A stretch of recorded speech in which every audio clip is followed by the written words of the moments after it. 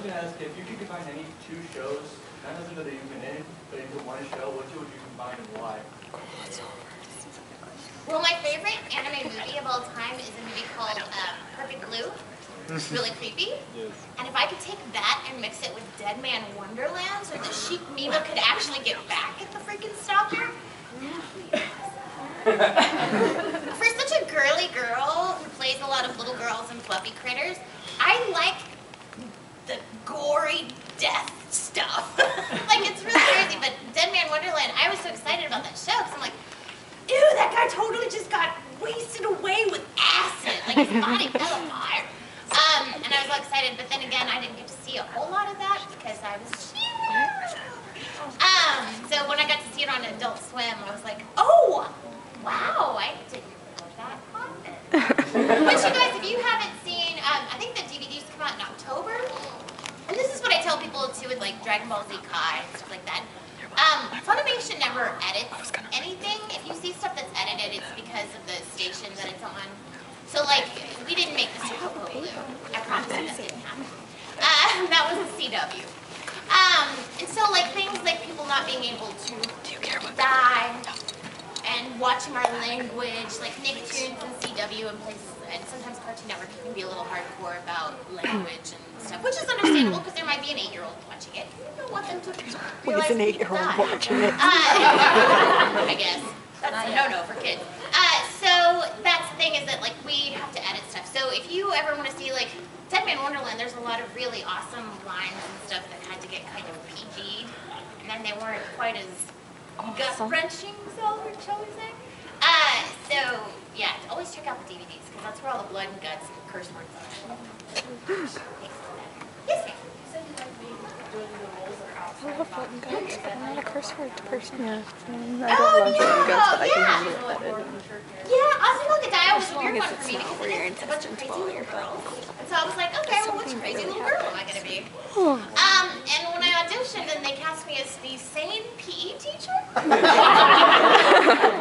I don't know what she's I talking don't think I've ever played basketball in my life, guys. All right, let's do this. And I loved that show. It was a lot of fun working with Lucy, especially because she and I are such good friends, and the dynamic between those two is just fabulous.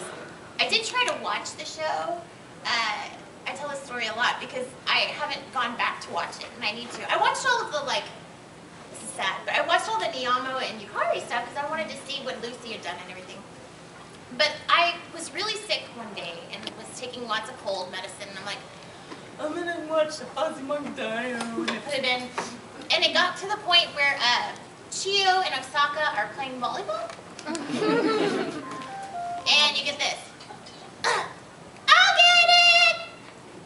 I'll get it! Yep. Oh, I'll get it! I'll get it! I was like, and it goes on for like what felt like 20 minutes. I was like, and I had to turn it off. I can't stop. Oh, they were precious. Kira and Jessica were precious. But on cold medicine, it didn't make any sense. I wanted to stop right now. I loved that. I love playing drunk. That's always fun. Yeah, that was my favorite episode. That's, yeah, she got to say something. Well, you don't ever get to hear the horrible thing. Yes, sir. Okay, 5 to 10 years from now, do you still see yourself doing more voice acting or more behind the scenes? Or? I hope I'm still voice acting. Oh, don't get me wrong. Oh, no. I hope I like, here's the thing. When I started voice acting, I kind of fell into it. I mean, I was an actor. I was totally an actor. I did Shakespeare and stuff. And I did Shakespeare with a gentleman named Jason Douglas, who I like to call voice God, because his voice is freaking awesome. And he is the one that got me involved at ADV. But I was in college, and I thought, well, this is fun. Let's see what this does. And I thought it was going to be like a 1 or 2 time gig, and that'd be it. Never, ever thought it would become my career. I'm very thankful that it did. Oh my gosh, I'm thankful. But I joke all the time, because I'm like, I'm going to keep working until they stop hiring me. Like, when they stop casting me, then I'll probably bow out and go, okay, I'll go back to directing or whatever. But so far, so good. What? So far, so good.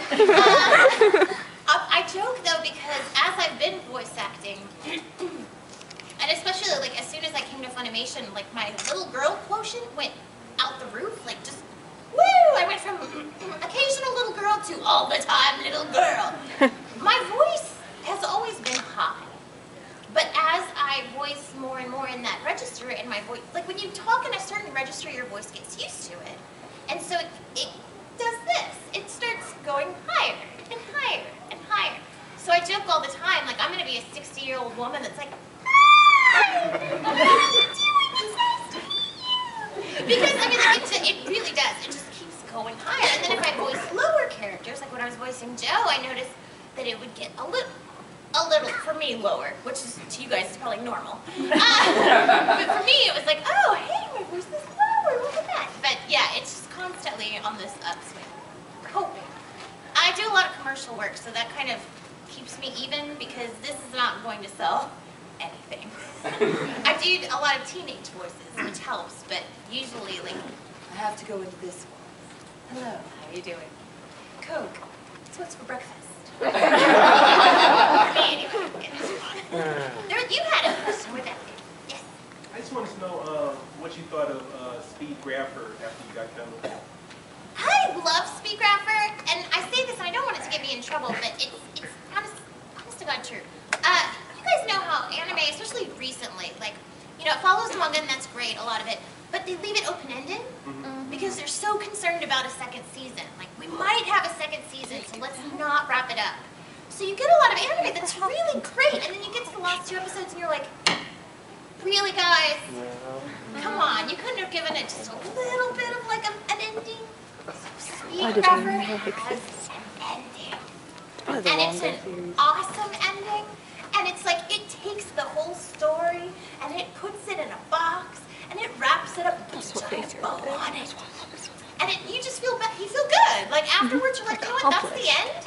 And it's totally cool that there's not a second season. And it's totally okay that there's not going to be a 12th season. I really enjoyed that show because I think it had a good mix of some of the villains were like over the top crazy, but then the relationships between the characters were so real, you know?